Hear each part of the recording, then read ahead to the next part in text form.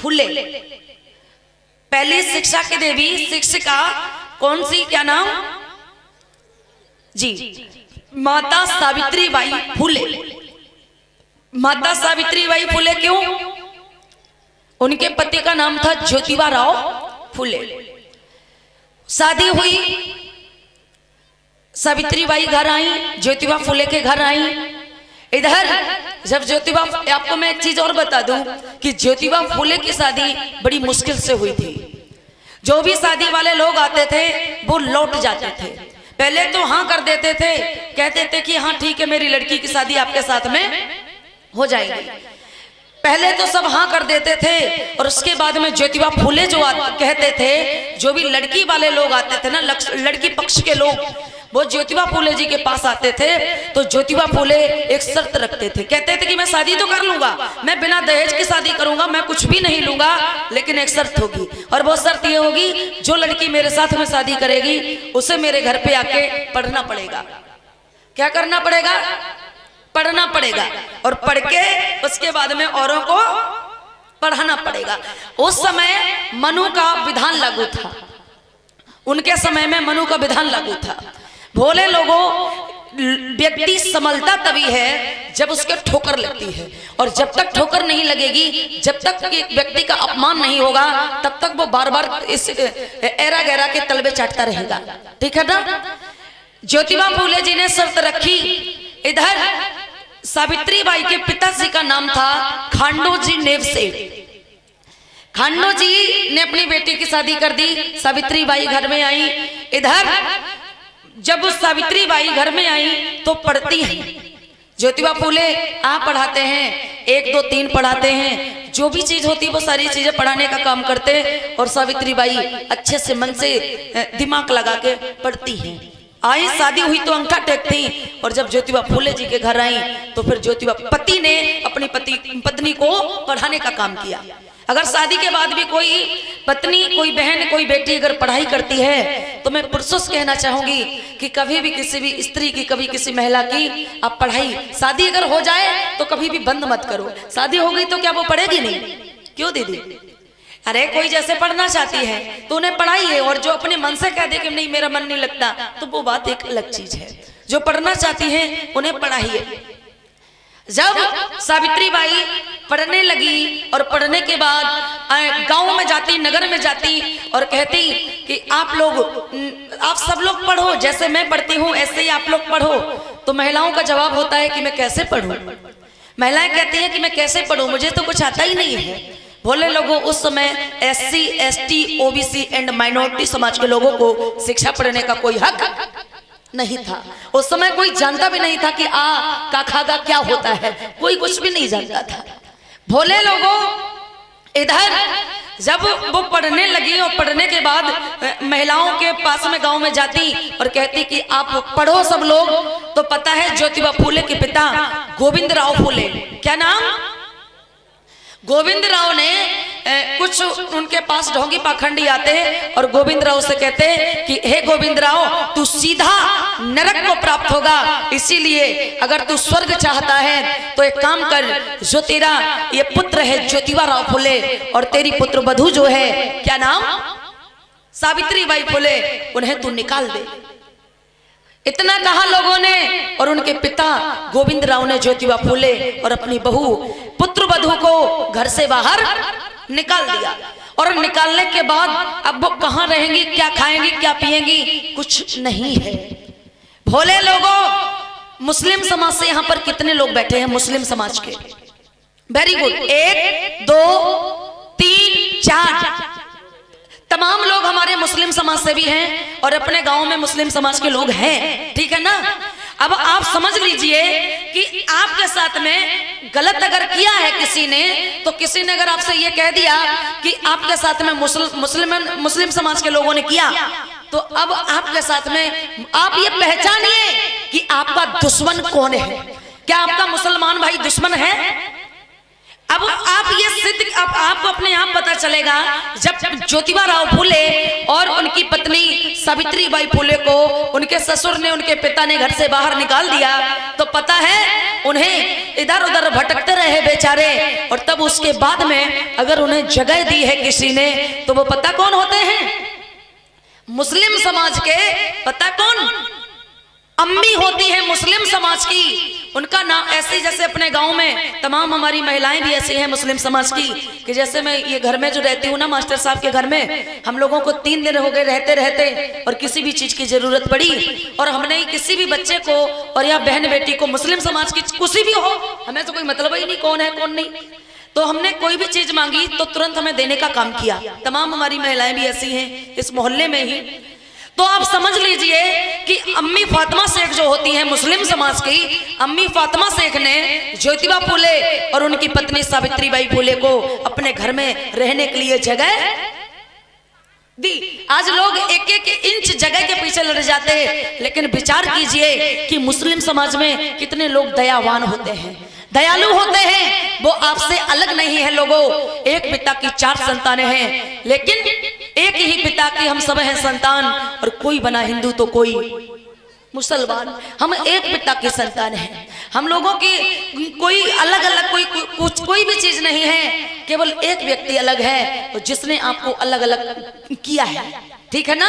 और बाकी धोबी धानुक जाटम मेहतर यादव कुम्हार लोहार पासी और मुस्लिम जो भी आते हैं, SC ST OBC and minority समाज के लोग, वो सारे के सारे लोग आपके भाई हैं। उनमें सारी की सारी जो बेटियां बहनें, वो सब आपकी बहनें हैं, आपकी बेटी है कि नहीं है? अब ये बताइए, अम्मी फातिमा शेख ने उन्हें जगह दी रहने के लिए, और उन अम्मी फातिमा शेख के भाई थे उस्मान शेख, उन्होंने बहन भाई ने जगह दी रहने के लिए, और तब वो रही।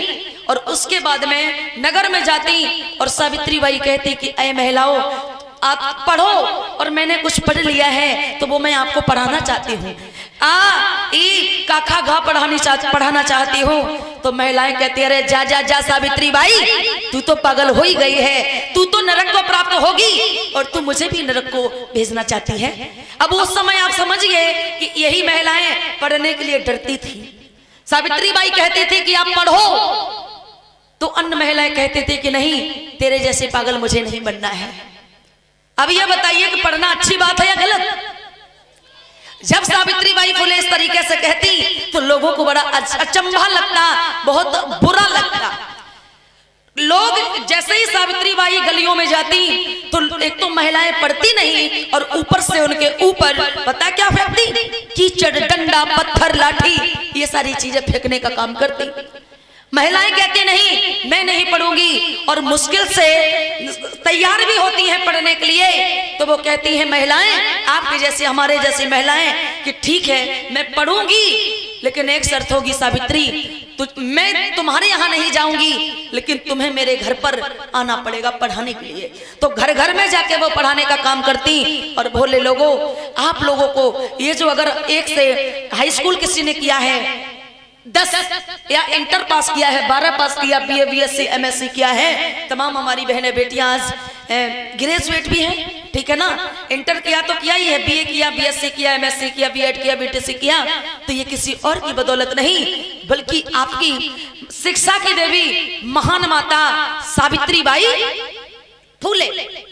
सावित्री बाई फुले ने अपने पति के साथ, ज्योतिबा राव फुले के साथ में सबसे पहले सबको पढ़ाया, और उसके बाद में सबको पढ़ाने का काम किया।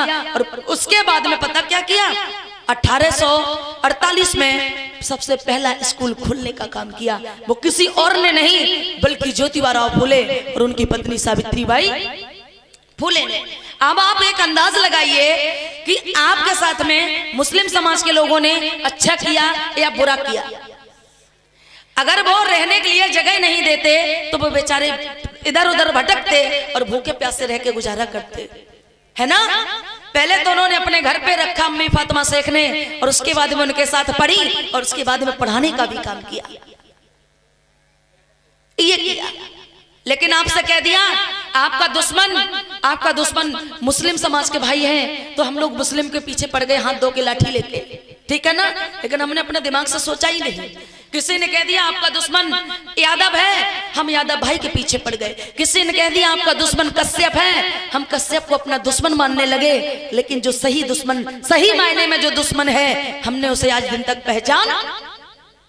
लोगों, हर काली चीज कोयला नहीं होती, हर काली चीज कोयला नहीं होती, और हर चमकने वाली चीज सोना नहीं होती। और धोखा वही खाते हैं हमारे बहुजन समाज के लोग जिन्हें दोस्त और दुश्मन की सही पहचान नहीं होती। पहचानिए, आप इनसे रोटी बेटी का रिश्ता कीजिए। मुस्लिम आपके भाई है, एक आपके परिवार का वो हिस्सा है। यादव आपका भाई है, आपके परिवार का हिस्सा है। उसके बाद में कश्यप आपका भाई है, कोरी कुम्हार लोहार आपका भाई है, बासी आपका भाई है, लोधी समाज आपका भाई है। अब बात आती है किसी और की, तो केवल वही ने फूट डालने का काम किया।